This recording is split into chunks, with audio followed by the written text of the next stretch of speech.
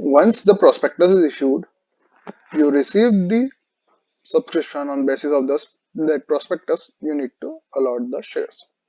Allotment क्या होगा? Allotment means the appropriation out of previously unappropriated capital of the company of a certain number of shares to a person.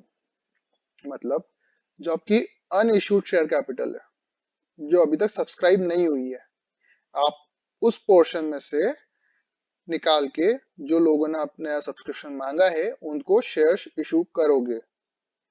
जब तक आप ये shares allot नहीं कर देते हो, जब तक वो शेयर्स एग्जिस्टेंस में नहीं है। अब हर प्रोस्पेक्टस में एक मिनिमम सब्सक्रिप्शन होना जरूरी है, एक मिनिमम एप्लीकेशन फी आना जरूरी है। अगर ये नहीं आता है तो आप इस बेसिस पे अलॉटमेंट नहीं कर पाओगे। The amount payable on application of every security shall not be less than 5% of the nominal amount of the security or such other percentage as may be prescribed by the SEBI। मतलब 5% से कम या फिर सेबी जो बोले उससे कम नहीं आना चाहिए। अगर minimum amount of subscription is not receive with in the 30 days, period of 30 days में अगर आपको मिनिमम सब्सक्रिप्शन नहीं मिलता है तो आपको सभी का पैसा लौटाना पड़ेगा। सपोज मैंने 1 लाख शेयर्स इशू करे, मैंने लिख दिया मिनिमम सब्सक्रिप्शन होना चाहिए 70%, 1 लाख का 70% 70,000, मुझे सब्सक्रिप्शन मिले 72,000, मैं इस अलॉटमेंट के से उसमें आगे चले जाऊंगा। ऐसा जरूरी नहीं है कि मुझे 1 लाख का 1 लाख ही करना है, लेकिन दूसरा सिनेरियो है मुझे सब्सक्रिप्शन मिले 69,500 शेयर्स की, अब 70% से कम है, इस केस में मुझे पूरा का पूरा पैसा वापस से सब्सक्राइबर को लौटाना पड़ेगा।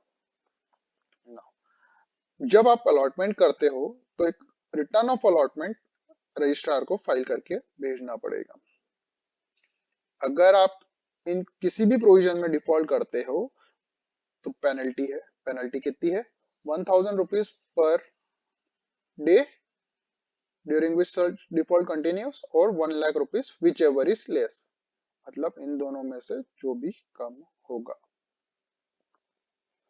यहाँ पे एक चार्ट है, मिनिमम अलॉटमेंट ऑफ सिक्योरिटीज करा, मिनिमम अमाउंट सब्सक्राइब हो गया, application money have been paid and received by the company, application money shall not be less than 5%, है ना।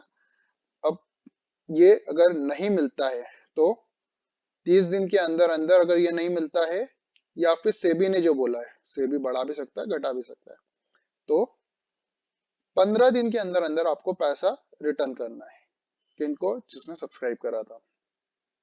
अगर मान लो सब्सक्रिप्शन पूरा हो गया तो फिर आपको कंपनी के शेयर्स अलॉट करने हैं।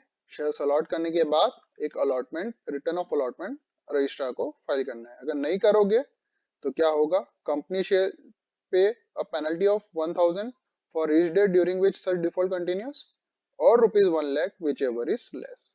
इन दोनों में से जो भी कम होगा वो कंपनी को एज अ पेनल्टी के रूप में भरना पड़ेगा।